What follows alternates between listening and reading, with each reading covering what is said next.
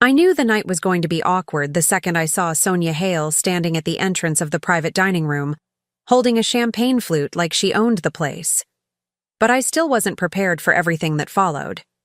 No amount of warning could have prepared me.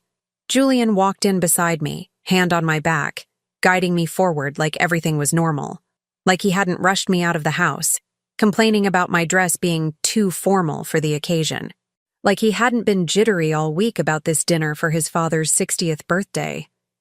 But all of that faded when I saw her. Sonia. She turned, slow, deliberate, lips curving into that tight little smile she always used on me, the one that said she was tolerating my existence, not welcoming it. "Oh," she said, eyes flicking over my outfit. "Mara, you made it. Made it." As if I had ever been the visitor in Julian's life instead of his wife, Julian's hand stiffened on my back. I felt it, felt his entire body tense, but he didn't pull away from her. He didn't question why she was there. He didn't even act surprised. That's what dug the first blade in.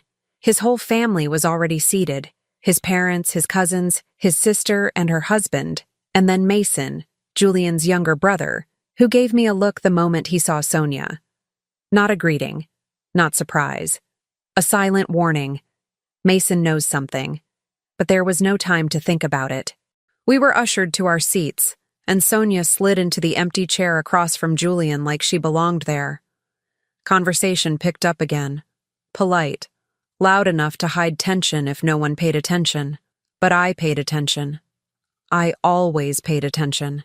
"Remember when you used to hate restaurants with open kitchens?" Sonia asked, leaning toward Julian like she was sharing some private joke. Julian chuckled softly.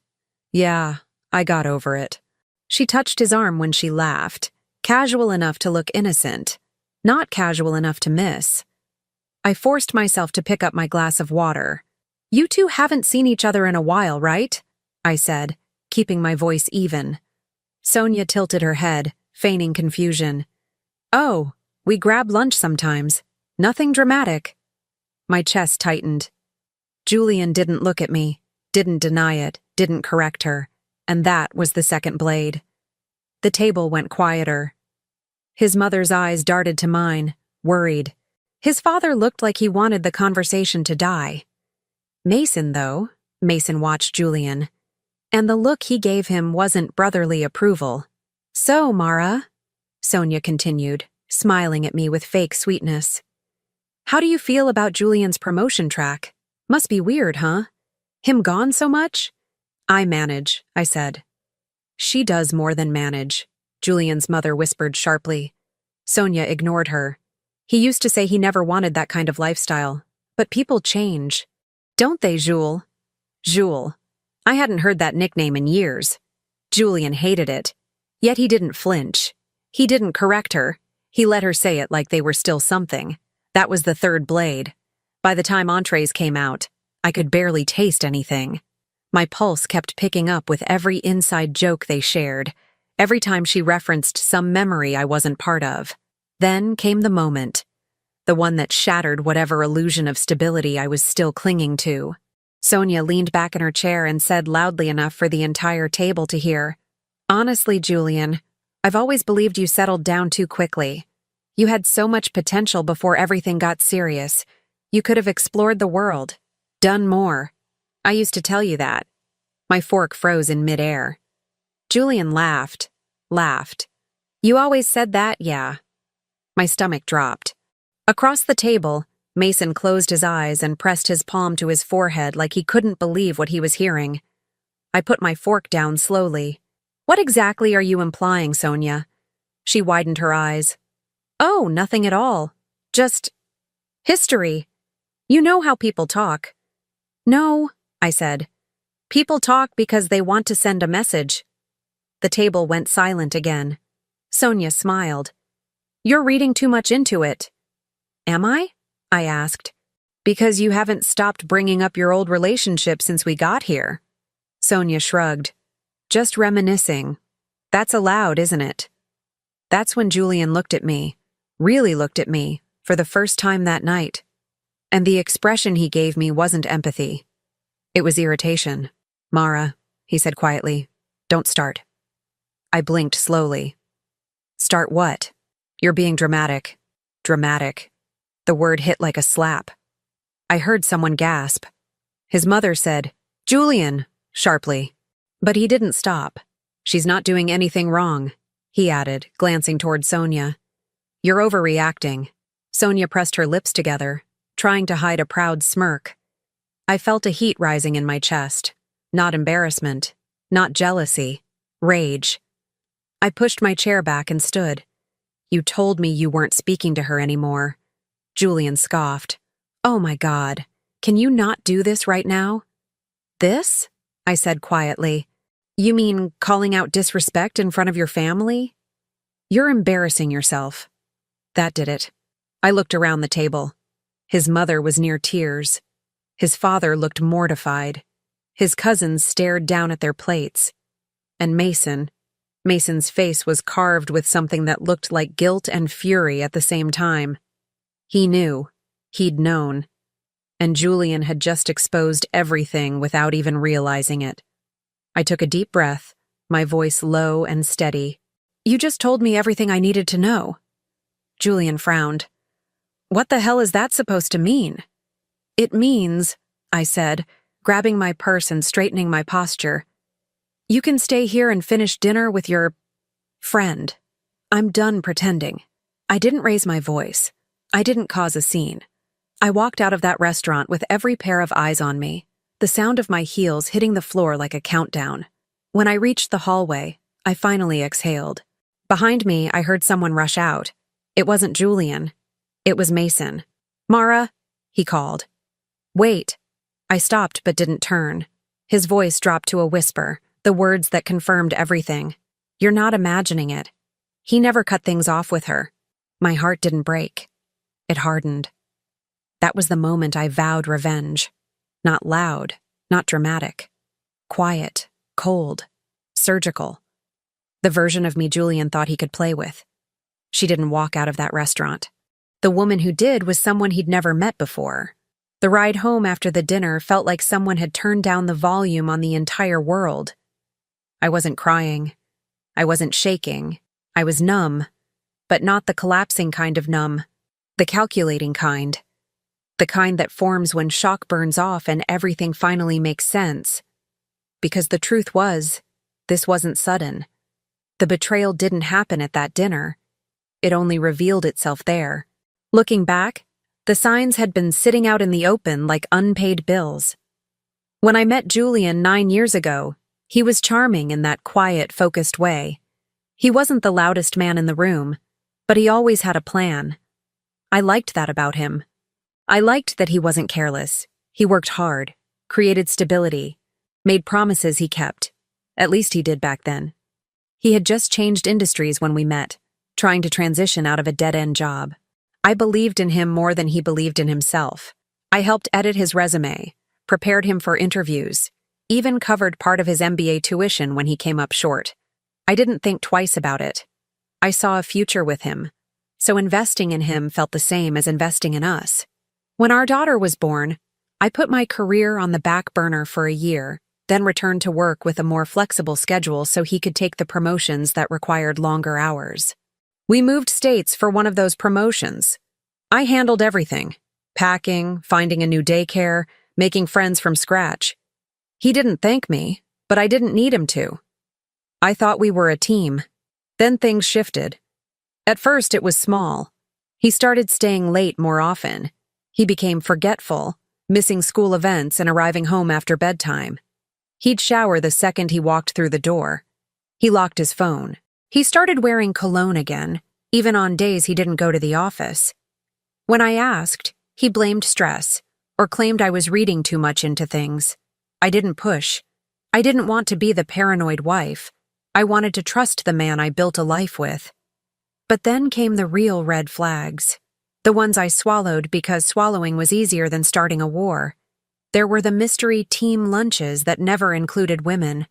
Except the day I saw Sonia's name pop up in his email notifications. He brushed it off as polite catching up. There were the vacations he didn't want to take, because traveling tired him. There were the moments he went distant during conversations, like he was somewhere else entirely. I kept reminding myself he was under pressure, that marriages have phases, that people get tired. But the one thing I never, not once, allowed myself to consider was that he might be entertaining someone from his past. Especially someone like Sonia. She wasn't a ghost I worried about. She was a chapter I thought he closed years before we married. And then Mason's words at the restaurant ripped the last blindfold off my face. "You're not imagining it." That sentence changed everything. Because now the stakes weren't just emotional. They were financial, legal, custodial, life-altering. I'd helped build Julian's success. I'd created stability in our home. I'd sacrificed time, energy, career growth. And now I had a daughter who depended on me, on my clarity, on my decisions, on my ability to protect her from whatever storm Julian was about to unleash by lying to all of us. Everything I had overlooked suddenly lined up like a map pointing in one direction. Julian had been slipping away long before that dinner, and now I had to decide what to do with the truth. No crying, no denial. The numbness was gone. All that was left was clarity. I didn't sleep the night after the dinner. Not out of heartbreak. Those emotions burned off hours earlier. What kept me awake was calculation, strategy. A clarity so sharp it felt like someone had switched on every light in a dark room I'd been stumbling through for years. By sunrise, I knew exactly what I needed to do. The first move was silence. Silence is power when someone expects chaos. Julian expected a fight. Tears, accusations, begging for the truth. He expected me to storm into the bedroom demanding explanations he'd twist into guilt. He expected emotional noise. Instead, I got up quietly at 6, made coffee, packed our daughter's school lunch, and got dressed for work like it was any other day. Julian stumbled into the kitchen around 7, eyes puffy, hair a mess, acting like the night before hadn't happened. "You left pretty suddenly," he muttered. "You embarrassed me," I said, calmly buttering toast. He wasn't ready for calm. Calm scared him. He blinked. "Can we not do this first thing in the morning?" "We won't do this at all," I said. "Not today." He opened his mouth to argue, but I grabbed my keys and walked out before he could. Silence. Power. The second move was information. Information is leverage. During my lunch break, I stepped outside, sat on a bench near my office building, and called the divorce lawyer my coworker had recommended months earlier when her sister left an unfaithful husband. I never thought I'd need the number. I saved it anyway. Back then, it was just insurance. Today, it was oxygen. "Do you have availability this week?" I asked. A pause. "If you're calling because of infidelity," the assistant said gently, "we can get you in tomorrow morning." I booked the appointment. Then I called my bank. Not in a panic, like someone reviewing a portfolio. "I'd like to freeze outgoing transfers from my joint checking," I said, temporarily. "Do you suspect unauthorized activity?" the woman asked. I stared at a passing bus. "Something like that?" She processed it immediately. One quiet click, and the flow of money Julian thought he controlled stopped dead. Next, I messaged my mother. "Can you pick up Lily today? I'll explain later. You said to avoid band names earlier. I'll change the daughter's name upon request for consistency, just keeping the flow here." She replied instantly, "Of course. Whatever you need. Support." Another piece on the board. That evening, before Julian got home, I opened our fireproof document box and removed exactly what I needed. Tax returns, account statements, the deed to our house, and the folder containing proof of my inheritance that legally belonged to me alone. I placed everything into a plain tote bag, zipped it, and slid it under my desk drawer. Then I opened my laptop and began gathering digital evidence. Not snooping, not hacking, just confirming what was already visible. The screenshots Mason had sent me the night before were enough to build a foundation.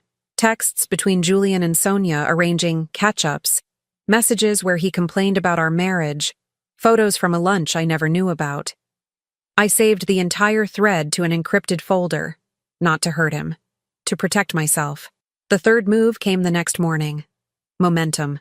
Momentum is how you outrun the narrative before the liar even realizes a race has started. At the lawyer's office, she reviewed the screenshots, the financial documents, my notes, everything. Her eyebrows tightened. "You've done the right thing," she said. "He's been preparing his exit emotionally. You're preparing yours legally." I felt no shame, no guilt, only steadiness. "When you leave," she continued, "leave with a plan. The first step is securing your assets. The second is documenting his instability. The third is letting him make the mistakes." She slid a packet toward me. "I'll handle the rest." Walking out of that building felt like walking into sunlight after years of dim hallways. The final move that day was subtle but devastating. I began packing. Not dramatically. Not with suitcases by the door. Just small things, important things. A few of my daughter's clothes, my personal documents, jewelry Julian never noticed, hard drives, sentimental items, quiet removals. When Julian came home that night, he sensed something he couldn't name. He lingered in the doorway watching me prep dinner, his eyes darting like he was trying to identify what changed. "You okay?" he asked. "I'm fine," I said. But he knew. He didn't know what he knew, but he felt it. The space between us widening, shifting, slipping out of his hands. And that was when the first spark of panic appeared in his eyes. I wasn't a wife waiting for answers anymore. I was already in motion. The first consequence showed up before I even walked through the door the next morning. Julian called me at 8:13 a.m., right as I was parking at work. Missed call. Then another. Then a text. "Is there something wrong with the checking account?" My card got declined. I stared at the notification, watching the dots pulse as he typed again. "Mara? Seriously? What did you do?" He'd never asked what I needed. Never asked if I was okay. But the second his comfort was interrupted, even slightly, his panic started foaming to the surface. I didn't respond. At 8:17 a.m., he called again. I slid my phone into my bag and walked into the office. Silence. Control. By noon, the consequences were spreading beyond our bank account. I got a message from the realtor handling our short-term rental property, the one we co-owned, but I managed. "Hi, Mara. Your husband called to ask why we reached out about a listing inquiry. Is everything all right?" I closed my eyes and exhaled. He wasn't confused. He was rattled. He had spent years believing he was the one steering the marriage, that if anyone left, anyone made changes, anyone started a war, it would be him. Suddenly, I wasn't where he expected me to be. That terrified him. By late afternoon, the consequences had shifted from financial to social. Julian's mother called me while I was wrapping up work. She never called during business hours unless it was serious. "Honey," she began softly, "your father-in-law hasn't stopped talking about what happened at dinner." I kept my voice steady. "I didn't want to escalate anything. He knows that," she said. "He said Julian crossed a line, and—" She hesitated, which wasn't like her. "And he's furious that Sonia was there. He didn't know she was invited." That landed heavier than I expected. Julian had gone behind his own father's back to bring Sonia into a family event. "He thought you deserved an apology," she continued. "But Julian's been telling everyone he doesn't understand why you're blowing things out of proportion." There it was, the PR spin. Step 1 of every guilty man's manual. Minimize her feelings so he doesn't have to face his actions. "But Mason," she added quietly, "he told us there's more going on. He didn't give details. But he said you're not wrong." My throat tightened. Not with sadness, with confirmation. Someone else saw it too. Someone he couldn't manipulate. I thanked her and hung up. When I got home that evening, Julian was already there. The moment I opened the door, he rose from the couch like he'd been waiting for hours. "What the hell is happening?" he demanded. I set my purse down. "You'll have to be more specific." "Don't do that," he snapped. "My accounts are locked. The property agent called. My mom won't stop pressuring me. And all day you've been ignoring me. My voice didn't rise. I'm not ignoring you. I'm choosing peace. Peace? He laughed a short, disbelieving breath. So, you're punishing me because you were embarrassed? I tilted my head slightly. Is that what you think this is about? He threw his hands up. I don't know. You won't talk to me. Then ask a real question, I said. Not the one that protects your ego. That shut him up for a second. He paced the living room like a man trying to outrun the walls closing in. I just want to fix this, he said finally. I almost laughed. Fix what exactly? The dinner? The humiliation? The secret lunches? The messages Mason had proof of? Julian didn't want to fix the marriage. He wanted to fix the fallout. I'm going to ask you one thing, I said. And I want the truth. He swallowed hard. Are you still in contact with Sonia? His jaw clenched. We're just friends. There it was, the last thread snapping. Friends don't talk about settling down too fast at family events, I said. Friends don't hide lunches. Friends don't send each other messages late at night. His eyes widened. Barely, but enough to notice. He knew I knew. He didn't know how much. Mara, he said shakily. You're twisting things. No, I cut in. I'm seeing things clearly for the first time in a long time. He stepped closer. We have a daughter. Don't throw everything away over a misunderstanding. Misunderstanding? I said quietly. You didn't defend our marriage. You defended your ex. He went silent. And then the worst consequence for him arrived. Not financial, not social, not familial. It was the realization that I wasn't begging. I wasn't breaking. I wasn't afraid. I was planning. And he felt it. He felt it in the way I spoke, the way I moved, the way I didn't give him the emotional chaos he needed to regain control. His voice cracked. What are you doing, Mara? I met his eyes. Starting over, I said. With or without you. His breath faltered. His face drained. The first consequences had hit, and we were only at the beginning. I didn't plan the second confrontation. It happened because Julian couldn't stand losing control for even 48 hours. He needed an audience. He needed witnesses. He needed to rewrite the narrative before I cemented it. Unfortunately for him, he picked the worst possible place to try. His niece's birthday cookout at his sister's house. 50 people in the backyard. Kids screaming, adults drinking, music playing, and more family members than I cared to see after the disaster at his father's dinner. I only went for my daughter's sake. She deserved normalcy. She deserved her cousins. Julian, though? He was already waiting for me in the yard like a man pacing outside a courtroom. The moment I walked in, conversations shifted. His sister gave me a concerned hug. His mother whispered, "Please just be civil," like I was the threat. Meanwhile, Julian hovered behind them like a shadow I couldn't shake. I kept my tone light. "Where's Lily?" "In the bouncy house," his sister said. "Go enjoy, okay?" I tried. I really did. But 10 minutes later, Julian blocked me near the drinks table, grabbing my elbow just firmly enough to make a point. "We need to talk," he said under his breath. "We're at a child's birthday party," I replied. "Move your hand." He dropped it, but stayed in my path. "You're making this way bigger than it needs to be." I gave him a blank stare. "You humiliated me at a public dinner." "I said you were being dramatic," he hissed. "That's hardly humiliation." Behind him, 3 of his cousins pretended not to listen. I stepped closer, lowering my voice. "You defended your ex. She wasn't doing anything wrong. Then why did you hide the messages?" His face drained. I didn't yell. I didn't accuse. I just asked the one question he couldn't perform his way around. "I didn't hide anything," he stammered. "You're twisting Julian." Just his name. He swallowed. "Do you want me to say it?" I asked quietly. "Or do you want to stop lying?" He opened his mouth, searching for words that didn't exist. He found none. That's when someone approached. "Of course," Of course it was her.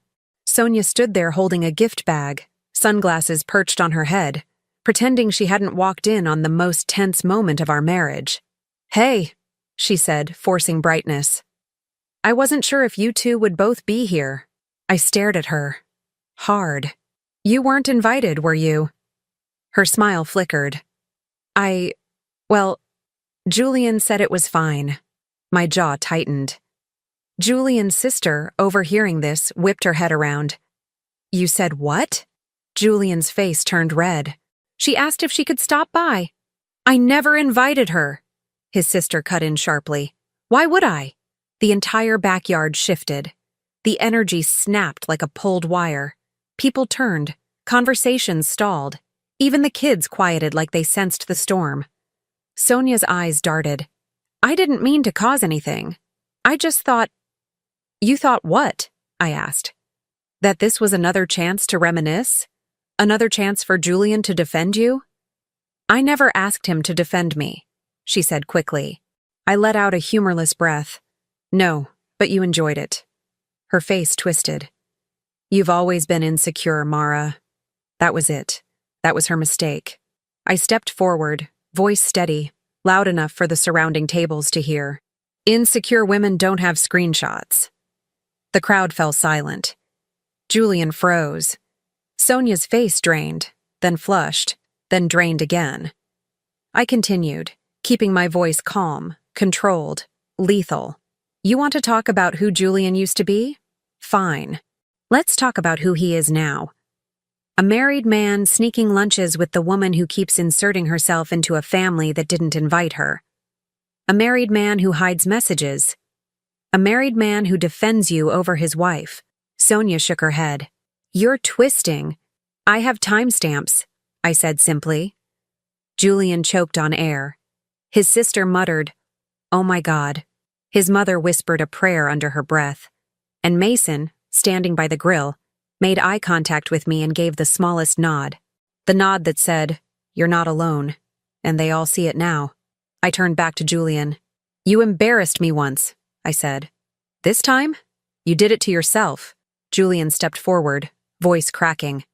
"Mara, stop." No. That one word cut through the yard like a blade. Sonia suddenly backed away, mumbling something about leaving. No one stopped her. No one defended her. She walked out alone, the same way I walked out of that restaurant. But this time, Julian was the one everyone stared at. Because humiliation number 2 wasn't mine. It was his. The fallout from the birthday cookout didn't take days. It took hours. By that evening, the whispers had turned into group chats, and the group chats had turned into quiet outrage tucked beneath polite emojis. Julian wasn't used to losing control of a narrative. He'd always been the respectable one, the golden son, the future VP who made good decisions. His family adored him, his colleagues admired him, and he'd built an entire identity around being the stable one. Now, stability had left the building, and the first thing men like him do when they lose control is try to reinvent the story. I noticed the shift on Monday morning. He posted a long, vague message on social media. One of those carefully crafted paragraphs that pretend to be humble, but are really manipulation dressed in softness. Sometimes relationships go through misunderstandings. Privacy matters. Please respect our space as we work through difficult times. Subtext: I am the calm, rational husband. She is the unstable wife causing the storm. Classic. Within minutes, his co-workers and extended family began commenting with supportive platitudes. Stay strong. Every marriage has challenges. Sending prayers. Meanwhile, I was at work drinking burnt office coffee, watching his PR campaign unfold like a pathetic stage play. I hadn't posted a word. Silence was still power. But then the first crack in his performance appeared. That afternoon, I got a text from Mason. You should see this, followed by a screenshot. It was a group chat between the cousins. Someone had written, "Why is he acting like this was a misunderstanding?" Then another cousin replied, "Mara didn't lie. Sonia admitted she'd been meeting him for months." Another, We saw those texts. Another, he humiliated her and now wants pity? No. The tide was turning, and not because of anything I said, because the truth finally had witnesses. That evening I learned that Julian had tried to get ahead of it at work too. He'd shown up early, confided in a few key coworkers, spinning the narrative that I'd misunderstood his lunch with Sonia, that he'd done nothing wrong, that I'd overreacted. But he made one fatal mistake. He forgot that people talk. By lunch hour, 2 of his colleagues followed me on social media, quietly, privately, then messaged me the same sentence. "We believe you." I hadn't even shared my side. The PR war didn't fully ignite until the next morning when the first receipt dropped. Not from me. From someone I least expected, Julian's sister. She posted a soft, indirect but obvious message on her story. Defending the wrong person publicly is a choice. So is letting the right person walk away. Screenshot. Shared. Subtweeted. Spread like wildfire within their family circle. But the real blow came at noon, when someone, still don't know who, leaked one of the screenshots Mason had shown me.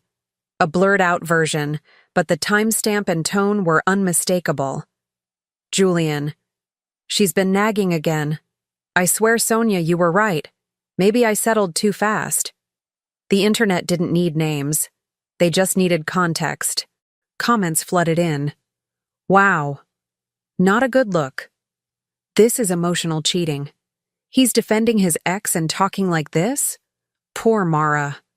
Julian tried damage control immediately. He posted a new message. "That screenshot is taken out of context. People shouldn't spread private conversations." That only made it worse, because if it were innocent, context wouldn't matter. Sonia, meanwhile, vanished, deleted her recent posts, closed comments, went private within an hour. And that's when the hashtag appeared.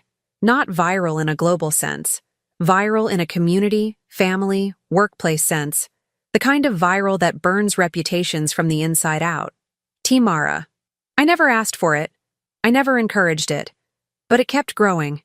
Friends, cousins, co-workers, even Julian's aunt posted it under vague, supportive messages. Julian spiraled. That night, he barged into our bedroom while I folded laundry. "Are you behind this?" he demanded. His voice shook, not with anger, but fear. "Behind what?" I said without looking up. "The posts? The comments? The screenshot? Someone leaked it." "I didn't leak anything." He stared at me like he couldn't tell whether I was lying or simply not playing his game. "People think I'm some kind of monster," he whispered. "You humiliated me," I said. "People just finally saw it." He gulped air like it hurt. "This is ruining my career." "It's ruining your image," I corrected. "Your career will reflect whatever you built under it." He pressed his palms into his eyes. "I was trying to fix things." "No," I said softly. "You were trying to control the story." He didn't answer, because he knew. He'd lost the narrative, and for the first time in our marriage, he understood what that meant. He wasn't the respected man correcting rumors. He was the exposed man everyone was finally seeing clearly. Julian learned very quickly that losing the public narrative was only the beginning. The real fallout hit where it hurt most: his money, his family, and the future he thought was guaranteed. Up until now, he believed everything could still be salvaged with a good apology and a few rewrites of the truth. But once the legal process started, the fantasy ended. The morning after his meltdown, my lawyer filed for a temporary freeze on additional joint assets and submitted our petition for separation. She moved quickly, clean, strategic, and quiet. By the time Julian woke up, the paperwork was already on its way to his email and his HR inbox. He stormed into the kitchen holding his phone like it was burning his hand. "What is this?" he demanded, shoving the screen toward me. "A petition," I said. "You can't do this without talking to me first." "I did talk to you," I replied calmly. "You just didn't listen." He slammed the phone onto the counter. "This could affect my job. That's between you and the decisions you made." "You're being vindictive," he spat. "No, I said, pouring coffee with a steady hand. I'm being responsible. He was shaking now, pacing in tight circles. Mara, please, we can fix this. We can go to counseling. We can— You humiliated me in public. You lied. You hid things. I won't raise our daughter in that environment. I never cheated. You emotionally did, I said, and you know it. He stopped pacing. His jaw trembled. Silence, real silence, hit him for the first time. Later that day, he received the next blow, the financial disclosures. My lawyer had compiled everything: joint accounts, marital assets, his income projections, the rental property, my inheritance documentation, and the evidence of his emotional infidelity. She also included a list of my contributions, covering part of his MBA, moving states twice, child care responsibilities, household management, and the years I sacrificed career growth to stabilize our family. When he realized how thorough it was, the color drained from his face. You're trying to take everything, he whispered. No, I said. I'm taking what's mine, what I built, what I protected. You're keeping what you earned, he swallowed. I didn't expect this from you. That was the saddest part. He really hadn't. He thought I would always protect him, always smooth things over, always swallow the disrespect. He had never actually seen me angry. He'd only ever seen me patient. Then came the family fallout. His father called first. Mara, I need to speak with you privately, he said. This situation, it's unacceptable. I braced myself for judgment. Instead, I got the opposite. I talked to Julian, he continued, voice heavy. He lied to me, about Sonia, about everything. I didn't answer. I didn't need to. I'm ashamed, he said. And I want you to know, you have my full support, whatever you need. When I hung up, my hands shook. Not from fear, but from the weight of finally being believed by the one man Julian had always tried to impress the most. Julian's mother reached out next. She cried, apologizing for not stepping in at the dinner sooner. She begged me not to disappear from the family entirely. She offered childcare, help, emotional support. His sister sent me a long message admitting she had suspected something was off for months. She told me she confronted Julian privately and he lashed out, which only confirmed everything. He's spiraling, she wrote. But that's not your burden anymore. Mason kept things simple. You're doing the right thing. He put you here. It was the cleanest validation I'd ever received. Julian, meanwhile, wasn't handling the family divide well. That evening, he confronted me again, this time shaking with anger instead of fear. My own family is turning on me because of you, he said. You're poisoning them. No, I said. They're just finally seeing who you really are. He slammed a cupboard door so hard it rattled the dishes. This isn't fair. You're ruining my reputation. You ruined your reputation, I corrected. I just stopped covering for you. That shut him up. The legal hits kept coming. His HR department called him in to address the leaked screenshots. Even though they weren't leaked by me, and even though they didn't explicitly name Sonia, the implication of unprofessional conduct with a former contractor was enough to trigger an investigation. He wasn't fired, but he was placed under review and stripped of a project he'd been leading for months. He came home that night looking hollow, shoulders slumped like he'd been walking in the rain. This is too far, he murmured. You're destroying my career. My lawyer hasn't touched your career, I said. Your choices did. I need you to stop, he whispered. I need you to grow up, I replied. He looked at me like he'd never seen me before. The final blow came a week later, the financial ruling. Temporary asset control shifted to me. Access to joint funds remained restricted. Child custody arrangements favored me based on stability and documentation. He was ordered to contribute to interim support until full settlement. Julian stared at the judge's order like it was written in a language he couldn't understand. I can't afford all this, he muttered. That's unfortunate, the judge said. But it's proportional to your income and the circumstances you created. When we walked out of the courthouse, Julian leaned against the wall, pale and shaking. "This isn't happening," he whispered. "It is," I said. "And we're just getting started." Because this wasn't revenge. This was accountability. And for the first time in his life, he couldn't escape it. Julian asked to meet one last time on a Thursday evening, the kind of evening that felt too ordinary for something so final. He texted me earlier in the day. "Please, just talk to me. One real conversation." I didn't owe him that. But closure isn't for the person who wronged you.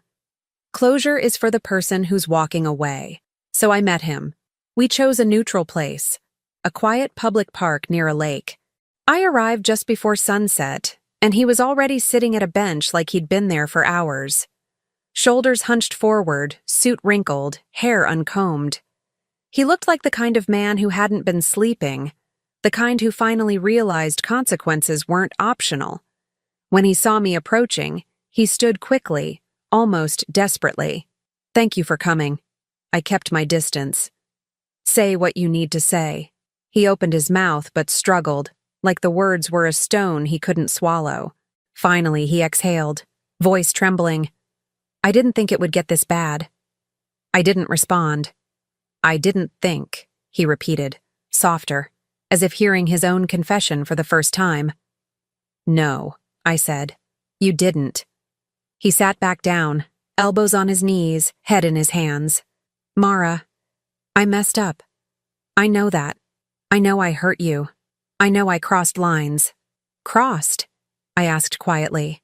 "You didn't just cross lines, Julian. You erased them." He winced like the sentence physically hit him. "I never wanted this," he said. "I never meant to destroy everything." "You didn't destroy everything," I said. "You destroyed your part in it." He closed his eyes, inhaled shakily. "I thought I could fix it." "You wanted to fix the embarrassment," I corrected, "not the marriage." He didn't argue. I sat down, leaving a full bench space between us. "How long have you really been seeing her?" I asked. He shook his head quickly. It wasn't physical." "Then it was worse," I said. "You gave her the emotional version of you that should have been mine." He pressed both hands against his forehead. I know. I didn't realize how unhappy I'd gotten." "You weren't unhappy," I said. "You were ungrateful." He flinched. The wind picked up slightly, brushing leaves across the pavement. A jogger passed somewhere behind us. It felt absurd. How normal the world looked while our marriage was bleeding out between us. Finally, he spoke again. "Is there really nothing left to save?" "There's our daughter," I said. "We will co-parent. We will keep it civil. We will communicate responsibly. But our marriage?" I shook my head. "It's over." His breathing changed. Faster, more uneven. "I love you," he whispered. I looked at him for a long time. Long enough to remember the early days, the small sweetnesses, the man I once believed in. And then I remembered the dinner, the secrecy, the lies, the humiliation, the way he defended another woman while I sat beside him swallowing shame he created. "No," I said softly. "You don't love me. You love the version of me who tolerated everything." A tear slid down his cheek. The first I'd seen in years. "I'm begging you," he said. "Don't do this. Not like this. Not permanently." "You didn't beg for our marriage when you had it," I said. "You didn't fight for us when it counted. Now you're just fighting the consequences." He let out a hoarse, broken breath. "I hate myself for what I did."